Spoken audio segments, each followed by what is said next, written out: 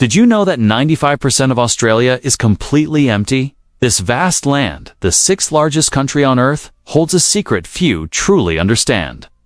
2 Indias could fit inside it, yet almost no one lives there. Why? Let's uncover the mystery behind Australia's emptiness. Chapter 1. The Illusion of a Full Continent. Look at this map. Every glowing dot you see. That's where Australians live. Almost 90% of the population clings to just 0.22% of the land.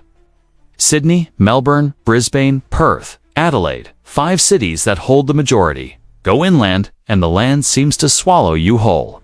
Few dare to venture far. Chapter 2. The Harsh Heart of Australia. Why? Because Australia is mostly desert. Over 70% of its land is arid, rocky, and hostile. Scorching heat, bitter droughts, salt-stained soils that poison the earth. Imagine trying to survive here, where water is rare and life is a constant battle.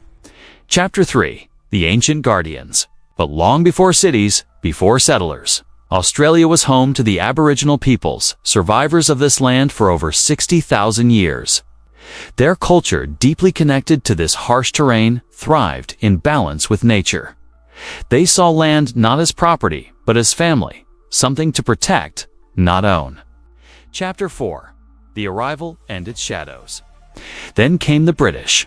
In 1788, they landed not as guests, but as conquerors. They claimed a land, terra nullius, land belonging to no one, but it was already inhabited. The Aboriginal population suffered unimaginably diseases, like smallpox tore through communities with no immunity. Land was fenced off, hunting banned, lives shattered. Chapter 5. The Long Struggle. For over a century, wars and resistance marked this land. From 3 million Aboriginal people to fewer than 100,000 by 1900, a staggering loss. British policies and wars drained the life from native populations. Even as new immigrants arrived, the Indigenous heart of Australia was nearly erased. Chapter 6. Geography's Grip. But history is only part of the story. Australia's geography itself is a relentless force. Vast deserts like the Western Plateau, salt-scarred soils of the lowlands, and rugged eastern highlands. Water is scarce. Climate harsh. The Great Artesian Basin, the world's largest underground water reservoir, underlies much of the interior, supplying precious water to cattle stations and remote towns. But even this ancient source is under threat from overuse. Nature draws a clear line: survive on the edges or perish in the vast emptiness. Chapter 7. The Climate's Wrath, a Land of Extremes. Australia is no stranger to climate extremes. In the past 50 years, average temperatures have risen by nearly 1.4 degrees Celsius, exacerbating droughts and heat waves. The 2019 to 2020 Black Summer bushfires burned over 18 million hectares, an area larger than entire countries like Syria or Jordan, devastating wildlife and forcing thousands to evacuate. Even flooding can be deadly during the 2010-2011 Queensland floods. Over 70 towns were inundated, displacing 70,000 people. These extremes make the interior even less hospitable to large-scale settlement, reinforcing the emptiness. So, Australians gather where the climate is kinder. Here, life is possible. Here, opportunity grows. But the vast interior remains largely uninhabitable, a wild, empty frontier. Chapter 8. Indigenous Land Management. The Aboriginal people's relationship with the land provides vital lessons. A practice of controlled burns prevented massive wildfires and sustained ecosystems for millennia. Today, Indigenous-led land management programs are expanding, recognizing their vital role in preserving biodiversity and controlling fire risks. This balance between humans and nature offers a blueprint for living in harmony, something modern Australia continues to learn. Chapter 9. Wildlife of the Empty Land. Australia's empty interior is not lifeless, in fact. It's a living museum of creatures found nowhere else on Earth. Some are as old as the desert itself. Others have evolved bizarre. Take the thorny devil, a small, spiky lizard that looks like it's straight out of a fantasy movie. Then there's the Spinifex hopping mouse. A tiny creature, of course. The giants of the Outback roam here too. Kangaroos. Some over 2 meters tall, bounding effortlessly across the plains. And above them all, the wedge-tailed eagle. One of the largest raptors in the world, scanning the horizon, but life here is a constant battle. The ecosystem is delicately balanced, and introduced species have thrown it into chaos. Rabbits, brought by settlers in the 1800s, exploded in population. Foxes and feral cats prey on native mammals. The desert may seem tough, but its life forms are fragile in their own way. 'Cause so few people live here, much of it remains untouched. Chapter 10. Mining and Industry. Lies a treasure that powers the nation and feeds industries across the world. Iron ore, gold, opals, uranium, coal.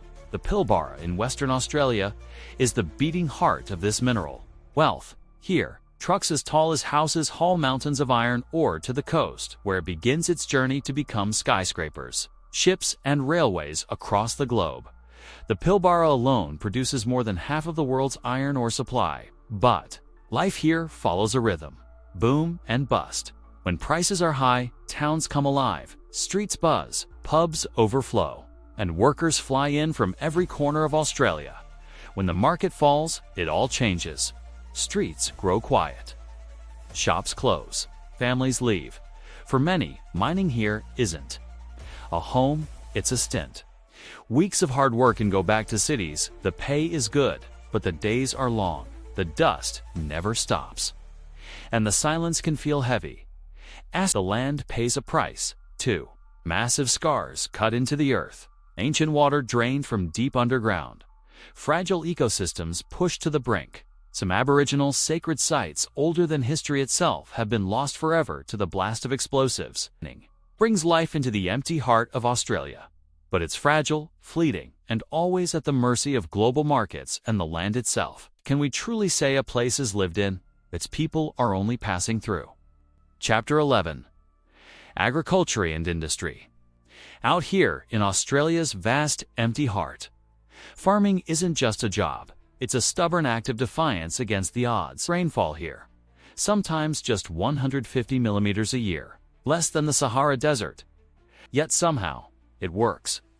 Anna Creek Station, bigger than an entire country to 23,000 square kilometers of cattle country. And still, it only carries 1 cow for every 3 square kilometers. This is land that humbles you.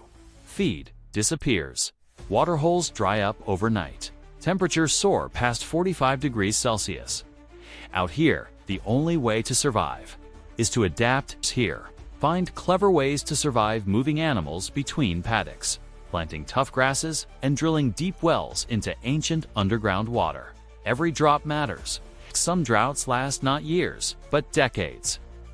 And fewer than 1 in 200 Australians work here. Some drive 1,000 kilometers just to sell their cattle, and still, they stay. Even with endless droughts, isolation, and high costs, a few choose to live here. But for most Australians, the challenges are simply too great, and that's why the heart of the country stays empty. Chapter 12. The Role of Infrastructure. The vast emptiness of Australia's interior isn't just nature's design. It's reinforced by human limitations too. Take the roads, for example. Australia's highway network hugs the coast. The Stuart Highway is one of the few lifelines, cutting through the Outback, stretching over 2,700 kilometers from Adelaide, all the way to Darwin. Along this lonely stretch, service stations and towns can be hundreds of kilometers apart. Every trip here requires careful planning as freight trains haul millions of tons of iron ore and coal from the interior every year, but passenger trains, they're rare. The iconic Gone, running from Adelaide to Darwin, is more a tourist journey than a daily commute, taking 2 days to cross the vast interior. Communication is another hurdle. While Australian cities enjoy high-speed internet, much of the Outback struggles with patchy or even non-existent coverage. Satellite internet fills some gaps, but slow speeds and high costs make online schooling, telemedicine, and remote work a constant challenge. This lack of infrastructure traps communities in isolation. Emergency services often face delayed response. Students miss out on quality education. Economic opportunities. Governments have tried to fix this. The national broadband network aimed to bring faster internet nationwide, but progress in remote areas is slow and costly. Road upgrades and rail expansions stretch over decades and billions of dollars. It's estimated that building reliable infrastructure across Australia's vast interior could cost billions. A tough investment when fewer than one person lives per square kilometer. So infrastructure isn't just roads or cables.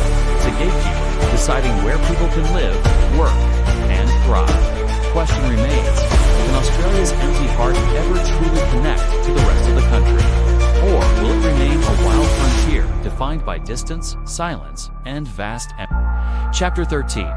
Government Policies and Population Distribution. Government efforts to open up the interior of Australia sound hopeful, but reality often has different plans. Early programs like the soldier settlement schemes at Y attempted to create farmland by parceling land to returning soldiers. But by 1939, 60% had abandoned their blocks. Why? Inexperience. Harsh environment. Banks failed. It was a painful lesson in the cost of underestimating the land's power. Policies are more informed, focusing on supporting indigenous communities, sustainable resource use, and regional economies. For example, the government has funded mobile health clinics, investing $456,000 to bring diabetes education and foot care directly to remote communities. There's progress, but the landscape is still largely untouched. Investing in remote clinics, schools, and small infrastructure is vital. But building entire new towns, the cost, distance, and climate still make it unlikely. The truth is simple. Economic and environmental forces still favor coastal living. And that's a big part of why 95% of Australia remains empty. Chapter 14. Tourism, Exploring the Empty Land. Tourism is becoming one of the few ways people truly experience Australia's emptiness, not just read about it. Every year, thousands trek the iconic Simpson Desert, a 176,500 square kilometers. Red Sea of sand and sky, that's part of Australia's largest desert network. Others venture into the McDonnell Ranges, where ancient rock formations stand silent under sweeping red sunsets. There's also Coober Pedy, the world's opal capital, an underground town built to escape the searing outback heat. Homes, churches, and even hotels dive deep into the earth. It's one of the most surreal and resilient towns you'll ever see, and ecotourism is growing too, especially Indigenous-led tours. Visitors don't just walk the land, they learn from it. Cultural guides share ancient stories, introduce traditional food-gathering methods, and teach how to track animals. It's tourism, but with heart and heritage. Yet, despite its beauty and mystery, tourism's footprint pales next to our cities. Much of the outback remains untouched, but that's exactly why people come.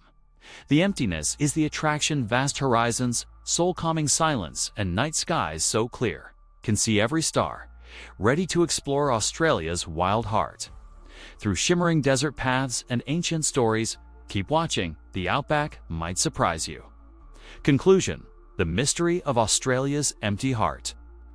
Some lands call to us, not with noise, but with silence. They stretch far beyond the horizon, untouched, unhurried, and almost forgotten. There are no crowds, no endless lines. Only the wind, the open road, and you, in these quiet places. You don't just visit, you become part of the story.